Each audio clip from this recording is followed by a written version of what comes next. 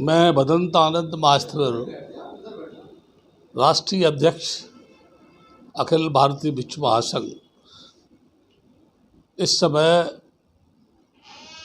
देश के नाजुक हालात में एक बार पुनः आपके सामने उपस्थित हूँ।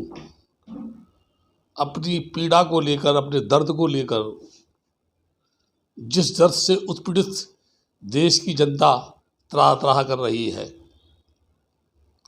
अभी अभी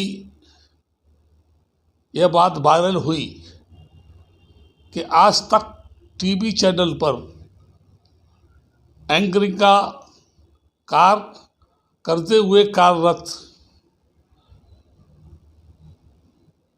सरदाना की अचानक हृदय गति रुक जाने से जो मृत्यु हुई, उससे पूरे देश के राजनीतिक माहौल में, विशेषकर वर्तमान सरकार के मंत्रियों के मन में हाहाकार मच गया। उस मृत्यु ने वर्तमान सरकार के मंत्रियों का, राष्ट्रपति, प्रधानमंत्री, गृह मंत्री, रक्षा मंत्री, क्या देश का स्वास्थ्य मंत्री, वित्त मंत्री, सारे मंत्रियों का ही नहीं अपितु पूरे सरकार को बेचैन कर दिया। वो सरदाना जो अपनी एंकरिंग के माध्यम से वर्तमान सरकार की नाकामियों को जिस चतुराई के साथ कामयाबी के रूप में पेश करता था, बड़े होशियारी के साथ अपनी जोड़ीदार अंजना ओम कश्यप के साथ जिस तहजीब के साथ मखमल के कपड़े में लपेट करके अपनी बात जो है आम जनता के बीच में पेश करता था, वो दुनिया के टीवी जगत के पत्रकारों में या प्रिंट मीडिया में एक तरीके से काबिल तारीफ था। ऐसा वो लोग कहते हैं जो एंड के एंड प्रकेट उनके समर्थक थे, उनके चाहने वाले थे, या कहना चाहिए है कि उनके वो अंधभक्त थे। हमारे देश के प्रधानमंत्री, राष्ट्रपति सभी उनको शोक संवेदना व्यक्त कर रहे हैं, लेकिन मुझे इस बात कहने में कोई संकोच नहीं है। वह देश का प्रधानमंत्री जो देश में हजारों आदमी रोज मर रहे हैं, उसकी आंखों में एक बूंद आंसू नहीं टपकता, लगता है निर्मोही है, निर्दयी है, क्योंकि उसकी जिसके खुद की संतान नहीं, वो संतान के प्रति दर्द क्या होता है, पीड़ा क्या होती है, नहीं समझ सकता है। जहाँ तक सरदाना की इस अचानक मृत्यु पर मंत्रियों संतरियों की शोक संवेदना व्यक्त करने का प्रश्न है, मैं उनसे जानना चाहता हूँ, क्या उन्होंने देश में मरते हुए सैकड़ों लोगों की जहाँ लाश जलने के लिए शमशान में जगह नहीं है, उन परिवारों को उन्होंने कभी शोक संवेदना व्यक्त की? देश जो आज जिस मोड़ पर खड़ा हुआ है, ये पूरा देश शमशान दिखाई दे रहा है।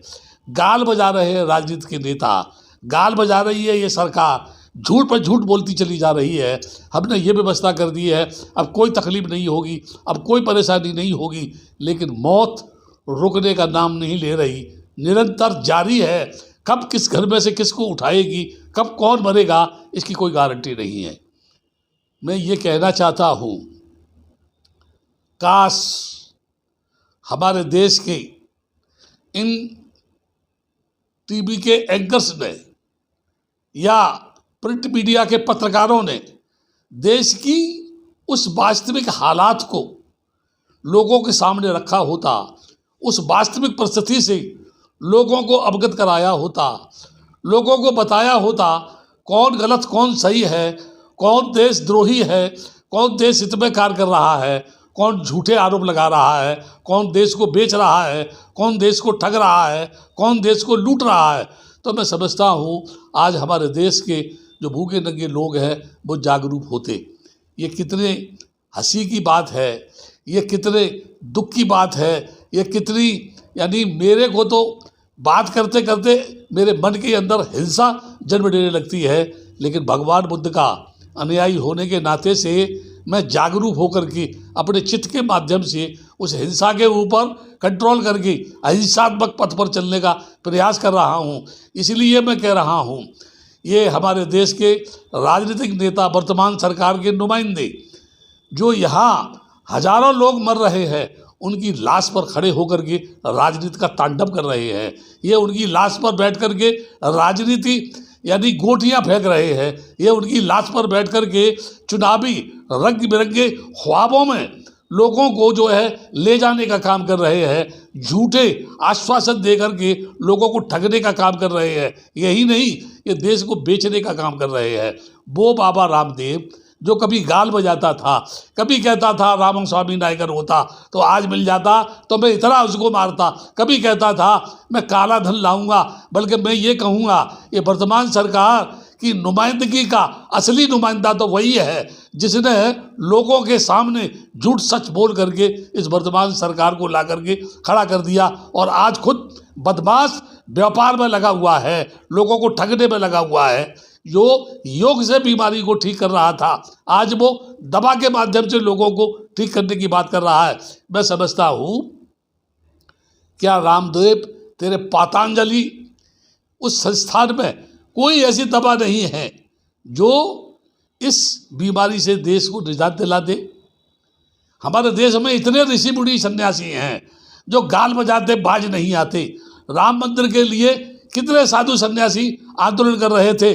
क्या आज वो इस देश में इस बढ़ते हुए प्रकोप से निजात पाने के लिए, लोगों को सांत्वना प्रदान करने के लिए नाना प्रकार की रिद्धि सिद्धि बल के माध्यम से इस कोरोना से इस देश को मुक्ति दिलाने का कोई कार्य कर रहे हैं? लगता है देवता भी नदारद है, साधु संत की जबान भी बंद है, रामदेव भी खामोश है। लेकिन आने वाला वक्त तुमसे पूछेगा, तुम्हारी दाढ़ी पकड़ के नोचेगा और तुमसे कहेगा हे झूठ बोलने वाले योगी, तूने समाज के लोगों को धोखा दे करके आज तू बहुत बड़ा व्यापारी बन के बैठा हुआ है। कम से कम तू उत्तर प्रदेश के योगी को ही जा कर के शिक्षा दे कि वो एक प्रदेश को बचा ले। मैं ये कहना चाहता हूँ, अभी भी पत्रकारों से मैं कहूँगा, ये टीवी के एंकर से कहूँगा कि आपको वक्त रहते हुए जागरूक होना चाहिए। कल कोरोना किसकी मौत बन के आएगा, कल कोरोना किस पत्रकार को उठा के ले जाएगा, कल कोरोना किस पत्रकार की ज़बान पर ताला लगा देगा, कल कोरोना किस मंत्री को उठा के ले जाएगा, कल कोरोना किस मंत्री के घर में मौत का तांडव करेगा, ये किसी ने देखा नहीं है। वक्त रहते होश में आ जाओ और होश में आकर के जागरूक होकर के इस देश को बचाने का काम करो। जब लोग जिंदा रहेंगे तभी तो तुम्हारे गीत गाएंगे, जब लोग जिंदा रहेंगे तभी तो तुमको वोट देंगे, जब लोग जिंदा रहेंगे तभी तो ये खुशहाल राष्ट्र बनेगा, जब लोग जिंदा रहेंगे तभी तो राष्ट्र का निर्माण होगा, जब लोग जिंदा रहेंगे तभी ये देश अखंड होगा, मजबूत होगा, विश्वगुरु होगा। क्या तुम देश के लोगों की लाश पर बैठ के राजनीति करना चाहती हो?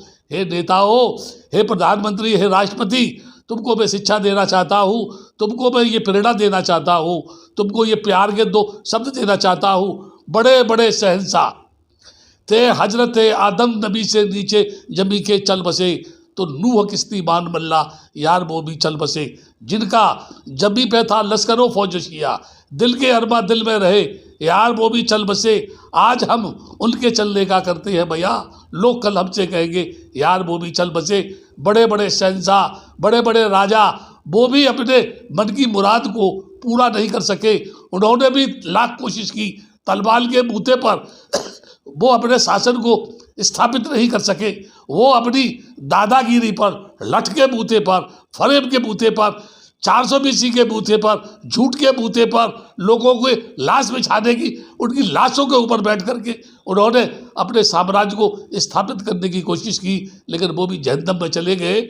आज उनका कोई नाम लेने वाला नहीं है। वक्त रहते चेत जाओ, कल आने वाले समय में तुम्हें कोई पूछेगा नहीं, और जब तुम्हारी याद आएगी तो लोग थूकेंगे तुमको, तुम्हारी उन हसीन कल्पनाओं को, तुम्हारे उस संघर्ष को, तुम्हारे उस भैरविया के रूप को, जिसके माध्यम से तुमने इस देश को बेचा, इस देश को लूटा, इस देश को धोखा दिया, इस देश के लोगों की हत्याएं की, इन लोगों को झूठे आश्वासन दिए, गरीबों की ज़िंदगी को तबाह किया और अमीरों की झोली भर के गरीबों का तुमने शोषण किया। जागो जागो, ये बुद्ध का देश है।